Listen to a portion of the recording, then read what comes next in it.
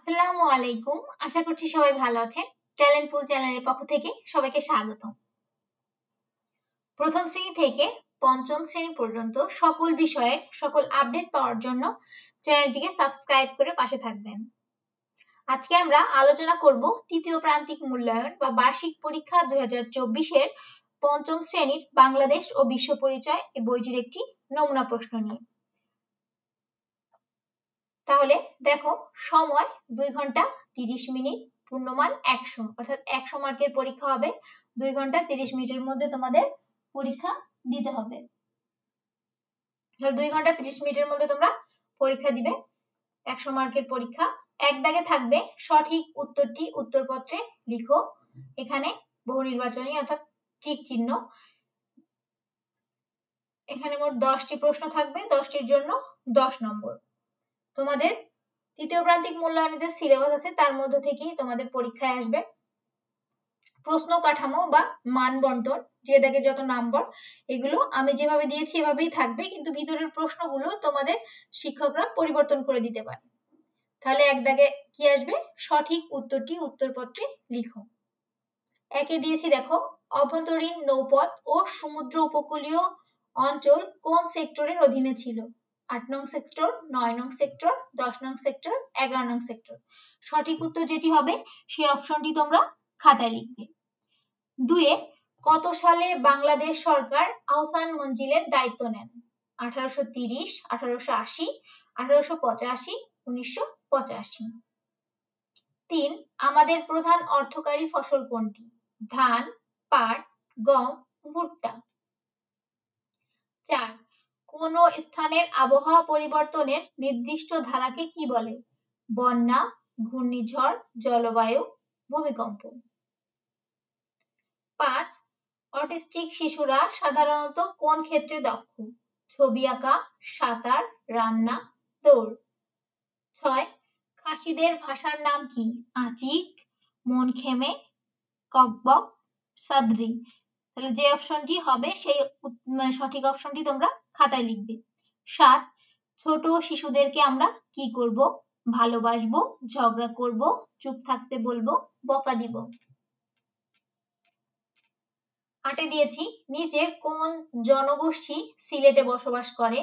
ক গারো, খ রো, গ ত্রিপুরা, ঘ খাসি। 9 বাংলাদেশের নাগরিকগণ কত বছর বয়সে ভোট দিতে পারে? 14 বছর, 18 বছর, 21 বছর। 10 কার নেতৃত্বে দলের কাজ করা হয়? দলনেতার, ছাত্র নেতার, যুব নেতার, শ্রমিক নেতার। সঠিক উত্তরটি তোমরা খাতায় লিখবে। 2 দাগে কি আসবে? সঠিক শব্দ দিয়ে শূন্যস্থান পূরণ করো। এখানে 5টির জন্য 10 নম্বর। ক দুর্যোগ মোকাবেলায় কাজ করে ড্যাশ মন্ত্রণালয়। খ অটিস্টিক শিশুরা ড্যাশ দক্ষ হয়। গ বেগম রোকেয়া ড্যাশ জেলায় জন্মগ্রহণ করেন। ঘ আমরা রাস্তা পারাপারে ড্যাশ ব্যবহার করব। ও আমরা অন্যদের মতামতের প্রতি ড্যাশ হব। তাহলে এখানে যে ড্যাশগুলো বা শূন্যস্থানগুলো আছে সেখানে সঠিক শব্দ দিয়ে শূন্যস্থান পূরণ করবে। আর দেখবে বানান যেন ভুল না হয়, ঠিক আছে? 3 দাগে তোমাদের আসবে শুদ্ধ অশুদ্ধ নির্ণয় করো। এখানেও 5টির জন্য 10 নম্বর। তাহলে যদি বাক্যটি সত্য হয় তাহলে লিখবে শুদ্ধ, আর যদি মিথ্যা হয় তাহলে লিখবে অশুদ্ধ। ক 1500 সালে ব্রিটিশ ইস্ট ইন্ডিয়া কোম্পানি প্রতিষ্ঠিত হয়। খ রাজশাহী শহর থেকে প্রায় 18 কিলোমিটার দূরে মহাস্থানগড় অবস্থিত। গ বাংলাদেশের প্রধানত 5 ধরনের ধান চাষ করা হয়। ঘ দক্ষ জনশক্তির মাধ্যমে মূলধন ও প্রাকৃতিক সম্পদের সুষ্ঠু ব্যবহার করা সম্ভব। ও ত্রিপুরাদের ভাষার নাম তৎচাংদা। তাহলে তোমাদের প্রশ্ন কাঠামো কিন্তু একই থাকবে। ভিতরের প্রশ্ন তোমাদের জেলা ভিত্তিক বা বিভাগ পর্যায়ে টিচাররা পরিবর্তন করে দিতে পারে। 4 দাগে কি থাকবে?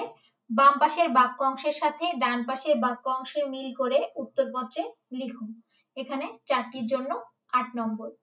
বাম পাশে কি দিয়েছি দেখো, ক গণতন্ত্র অর্থ, খ আমরা প্রতিদিন, গ দিয়েছি অধিকাংশ মতামতের ভিত্তিতে সিদ্ধান্ত গ্রহণ করাকে, আর ঘতে আছে বিদ্যালয়ের সকল কাজে। ডান পাশে আছে দেখো বিভিন্ন রকম কাজ করি, গণতান্ত্রিক মনোভাব বলে একটি গণতান্ত্রিক রাষ্ট্র, জনগণের শাসন, আমরা গণতান্ত্রিক আচরণ করব, অন্যের মতামতকে। তাহলে সঠিকটির সাথে মানে কোনটির সাথে কোনটি দিলে সঠিক হয় সেভাবে তোমরা মিল করে খাতায় লিখবে। 5 দাগে কি থাকবে, নিচের যে কোনো 10টি প্রশ্নের উত্তর সংক্ষেপে উত্তরপত্রে লিখো। তাহলে 10টি প্রশ্নের প্রতিটিতে 3 নম্বর করে, 3 10 30 নম্বর থাকছে 5 দাগে। এখানে 12টি প্রশ্ন থাকবে, তার থেকে তোমরা যে 10টি ভালো পারবে সেই 10টি প্রশ্নের উত্তর দিবে। আমি এখানে কি কি প্রশ্ন দিয়েছি দেখো, ক মুক্তিযুদ্ধের 3টি ফলাফল বা তাৎপর্য লিখো, খ মুক্তিযুদ্ধ কি, এই যুদ্ধে সমগ্র বাঙালি জড়িয়ে পড়ে কেন, গ সিপাহী বিদ্রোহে বাংলার ভূমিকা কি ছিল, ঘ ঐতিহাসিক নিদর্শনগুলো কোথায় রাখা হয়, ও অর্থকারী ফসল হিসেবে পাটের ব্যবহার লিখো, চ পরিবারের উপর অধিক জনসংখ্যার 3টি প্রভাব উল্লেখ করো, ছ বাংলাদেশের কোন অঞ্চলগুলোতে নদী ভাঙনের প্রবণতা রয়েছে কেন, বর্গীয় জ শিশুর অধিকার লঙ্ঘনের 3টি উদাহরণ দাও, ঝ বেগম রোকেয়া সম্পর্কে 3টি বাক্য লিখো, কিও তোমার পাড়ায় গণতন্ত্রের চর্চা করা হয়, তোমার পাড়ায় গণতন্ত্রের চর্চা করার প্রয়োজন কেন, ট 3টি ক্ষুদ্র নিগোষ্ঠীর খাদ্যের উদাহরণ দাও, ঠ জাতিসংঘের 3টি উন্নয়নমূলক সংস্থার নাম লিখো। তাহলে তোমাদের 5 দাগে কি আসবে, সংক্ষিপ্ত প্রশ্নের উত্তর আসবে, 12টি থাকবে, তার থেকে যে কোনো 10টি প্রশ্নের উত্তর তোমরা করবে। তারপরে 6 দাগে কি আসবে দেখো, নিচের যে কোনো 4টি প্রশ্নের উত্তর দাও, প্রতিটিতে 8 নম্বর করে, 4 8 32 নম্বর। ক কবি সাহিত্যিকগণ কিভাবে রাজনৈতিক আন্দোলনে ভূমিকা রেখেছিলেন, খ ঐতিহাসিক স্থান কি, ঐতিহাসিক স্থানগুলো সংরক্ষণের উপায় লিখো।